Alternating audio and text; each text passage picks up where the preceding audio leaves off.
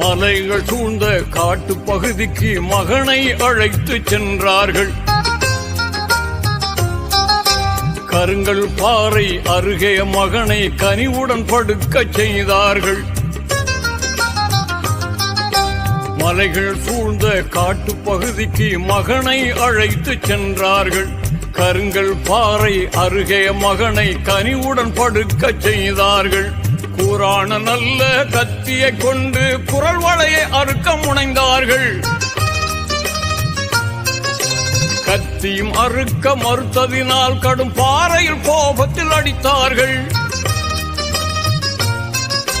பாறை இரண்டாக பிளந்ததுவே கத்தி பாலகனை கொல்ல மறுத்ததினாலே ஹஜ்ஜு பெருநாள் அதுவே தியாக திருநாள்.